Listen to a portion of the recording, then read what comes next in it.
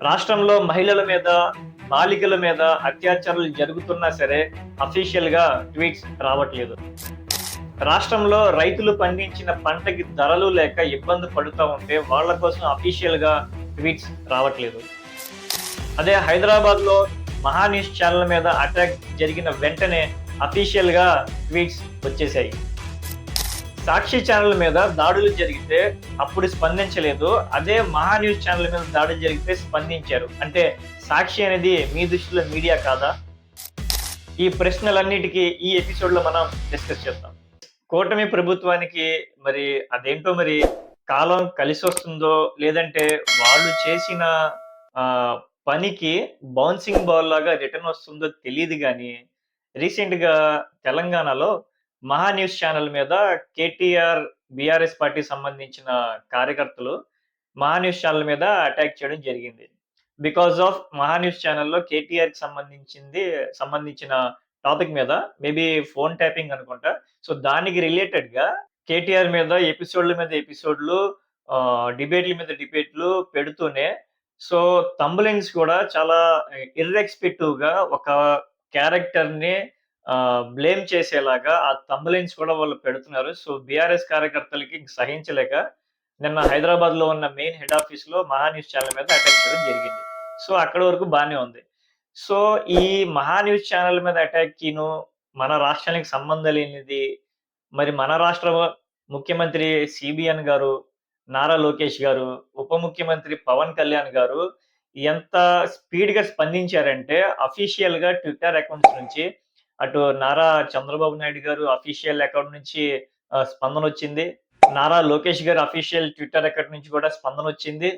మన ఉప ముఖ్యమంత్రి పవన్ కళ్యాణ్ గారు ట్విట్టర్ అకౌంట్ జనసేన పార్టీ నుంచి గూడా అఫీషియల్‌గా రెస్పాన్స్ అయితే వచ్చింది. అంటే ఆంధ్రప్రదేశ్‌కి సంబంధించిన సీఎం గారు, ఉప ముఖ్యమంత్రి, ఐటీ మినిస్టర్ ముగ్గురు గూడా ఏకంగా మీడియా మీద ఏదైతే దాడి జరిగిందో తెలంగాణలో, దాన్ని పూర్తిగా ఖండిస్తున్నాము.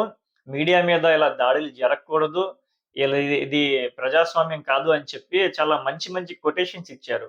అయితే ఇక్కడ అడిగేదేంటంటే ప్రజలు ఏమనుకుంటున్నారంటే, మరి గత 10, 15 రోజుల క్రితం సాక్షి ఛానెల్ మీద మన ఆంధ్రప్రదేశ్‌లోనే విజయవాడ కేంద్రంగా గాని, అటు ఏలూరు కేంద్రంగా గాని, సాక్షి ఆఫీస్ మీద దాడులు జరిగితే, సాక్షి ఆఫీస్‌కి రిలేటెడ్ ఆస్తుల్ని ధ్వంసం చేస్తే, ఒక్కళ్ళు గూడా రెస్పాండ్ అవ్వలేదు. అంటే మీ దృష్టిలో సాక్షి అనేది మీడియా కాదా?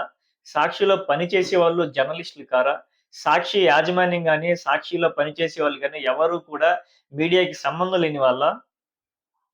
ఈ ప్రశ్న ఎందుకొస్తుందంటే, మీరు ఏదైతే మహా న్యూస్ ఛానెల్ మీద అటాక్ జరిగిన సందర్భంగా మీరు రెస్పాండ్ అయ్యారు. ఓకే. కరెక్ట్. రెస్పాండ్ అవ్వండి తప్పులేదు. కానీ ఇదే రెస్పాన్స్ సాక్షి ఛానెల్ మీద దాడులు జరిగితే ఎందుకు రెస్పాన్స్ అవ్వలేదు అనేది క్వెషన్ మార్క్ ఇక్కడ.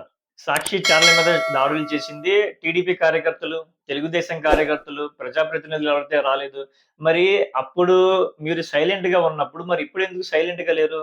అంటే ఇది మీ ఛానెల్ కాబట్టి, మీ రిలేటెడ్ ఛానెల్ గాబట్టి మీరు ఇమ్మీడియేట్‌గా స్పందన చూపించారు. మా ఛానెల్‌కేదో అయిపోయిందని చెప్పి స్పందన చూపించడం జరిగింది అని ప్రజలనుకుంటున్నారు. ప్రజాస్వామ్యం అంటే ఏకపక్షంగా ఉండాలి. అటు సీఎం అయినా, డీసీఎం అయినా ఏ ప్రజాప్రతినిధులైనా సరే ఒక ఛానెల్ మీద దాడి జరిగితే రెస్పాన్స్ అవ్వాలి. మన రాష్ట్రానికి సంబంధం లేని హైదరాబాద్‌లో ఉన్న ఛానెల్ మీద దాడి జరిగితే ఇమ్మీడియేట్‌గా 3 అఫీషియల్ ట్విట్టర్ అకౌంట్స్ నుంచి స్పందనొచ్చింది అంటే, రాష్ట్రంలో 14 సంవత్సరాల మైనర్ బాలిక మీద అత్యాచారం జరిగితే ఎటువంటి రెస్పాన్స్, ఎటువంటి ట్వీట్ గూడా రాలేదు. రీసెంట్‌గా మిర్చి రైతుల మీద ఇబ్బంది పడుతుంటే దాని మీద గూడా అఫీషియల్‌గా ట్వీట్ లేదు. పొగాకు రైతులు ఇబ్బంది పడుతా ఉంటే గిట్టుబాటు ధర రాక వాళ్ళు ఆత్మహత్యలు చేసుకుంటుంటే వాళ్ళ మీద గూడా అఫీషియల్‌గా ట్వీట్ లేదు. ఇప్పుడు రీసెంట్‌గా మ్యాంగో మామిడికాయ రైతులు ఇబ్బంది పడుతూ ఉంటే, ధరలు లేక మామిడికాయలు ఎక్కడ పడితే అక్కడ పాడేస్తూ ఉంటే, వాళ్ళ మీద గూడా ఈ సీఎం గాని, డీసీఎం గాని, ఐటీ మినిస్టర్ గాని, వాళ్ళ అఫీషియల్ ట్వీట్ అకౌంట్స్ నుంచి ఎటువంటి స్పందన కూడా రావట్లేదు.